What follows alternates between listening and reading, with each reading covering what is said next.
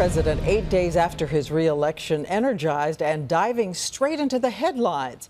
At his first press conference today, he talked about the scandal that took down the head of the CIA, the looming fiscal crisis that could raise taxes for everyone on January 1st, and then he came out swinging in defense of one member of his team, and ABC's Jon Karl was right there in that room asking questions. John. Diane, this was a confident president today, eager to lay out his agenda for the coming months. But first, he had to face questions on that scandal that has shaken his national security team. In his first comments on the sex scandal that brought down his CIA director, the president said Petraeus failed to meet his own standards, but he also praised him. We are safer because of the work that Dave Petraeus has done. And my main hope right now is that this ends up being a single side note on what has otherwise been an extraordinary career.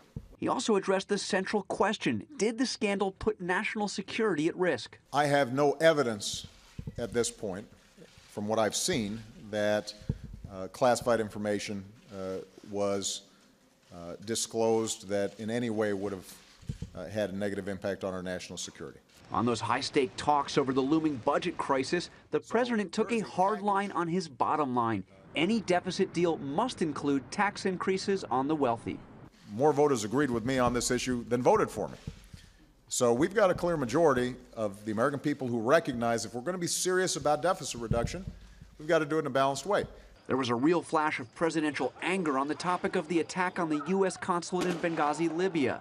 Earlier today, Republicans John McCain and Lindsey Graham lashed out at Susan Rice, the leading candidate to replace Secretary of State Hillary Clinton, because she initially suggested the attack began as a protest. Why would Susan Rice not get our vote?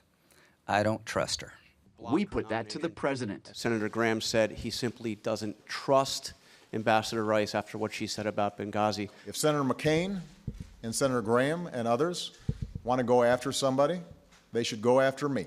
But for them to go after the UN ambassador, who had nothing to do with Benghazi, and to besmirch her reputation, is outrageous. In a blistering response to that, Senator Graham issued a statement a short while ago directly to the president saying, quote, "Don't think for 1 minute that I don't hold you responsible. I think you failed as a commander-in-chief before, during, and after the attack." In other words, Diane, this battle is just beginning.